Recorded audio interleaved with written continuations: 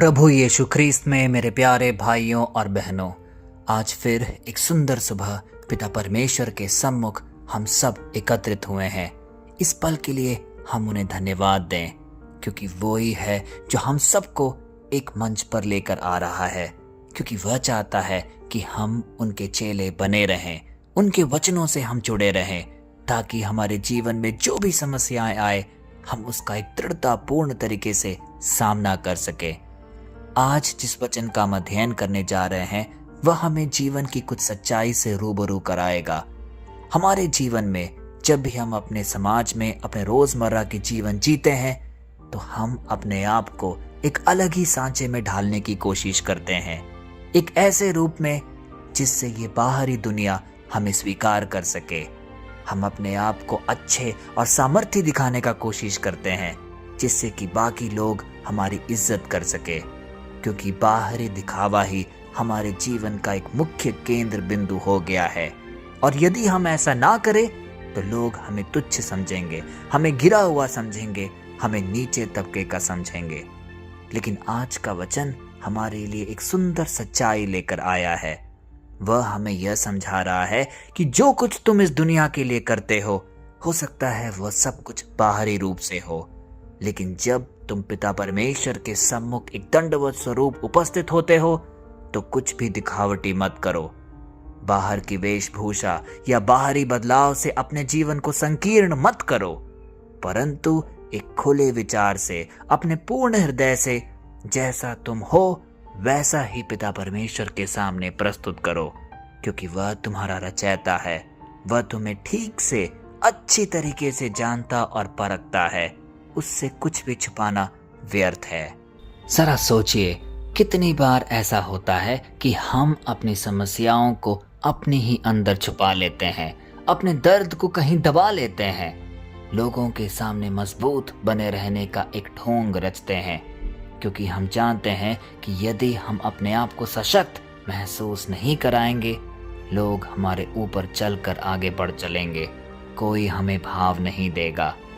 लेकिन आज का वचन जो हम पढ़ने जा रहे हैं वह हमें साफ साफ एक चेतना प्रदान कर रहा है कि वस्त्र मत फाड़ो, अपना दिल फाड़ो।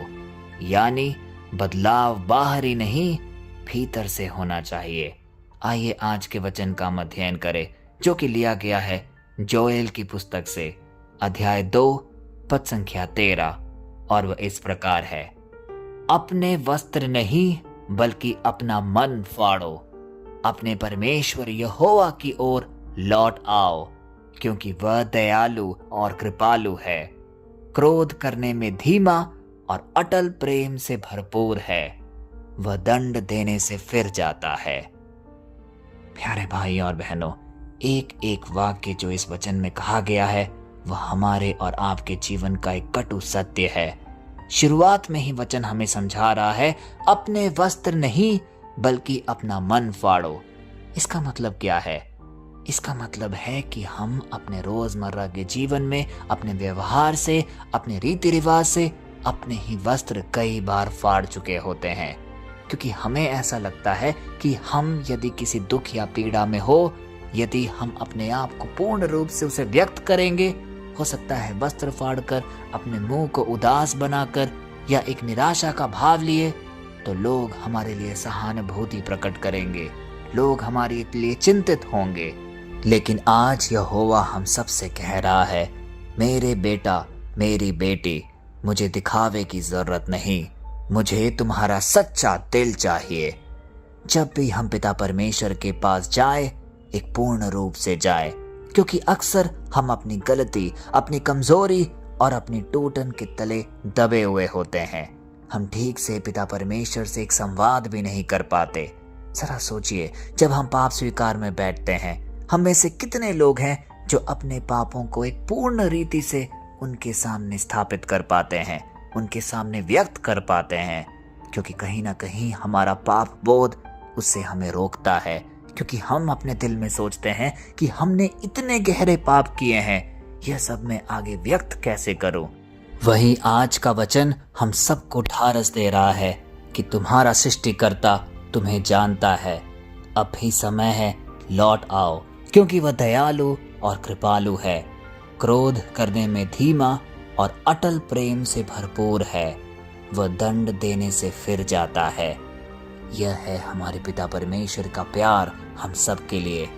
आज यदि हम अपने मन में किसी भी प्रकार का संकोच लिए बैठे हैं, तो अभी वह वक्त है जब हमें पूर्ण रूप से पिता परमेश्वर के पास वापस आना है, क्योंकि आज इस प्रार्थना सभा में पवित्र आत्मा का स्पर्श हमारे इर्द गिर्द है। वह सब कुछ देख रहा है, वह दिलों को परख रहा है और वह हमें छूने को बेताब है, क्योंकि हम वह प्रजा है जो नित्य प्रतिदिन पिता परमेश्वर के वचनों पर अध्ययन करते हैं। हमारी हर मांग, हर निवेदन जरूर पूरे होंगे। आइए कुछ पल मौन रहकर अपने दिलों को प्रभु के सामने पूर्ण रूप से खोल दें और ये छोटी सी प्रार्थना बोलें। हे स्वर्गीय पिता, आज हम तेरे सामने दिल खोल कर आते हैं। हम अपने बहाने, अपने डर, अपने पाप, अपने संकोच, अपनी थकान सब तेरे चरणों में आज रखते हैं। हमारे दिलों को छू ले हे प्रभु, हमारे भीतर की कठोरता को पिघला ले।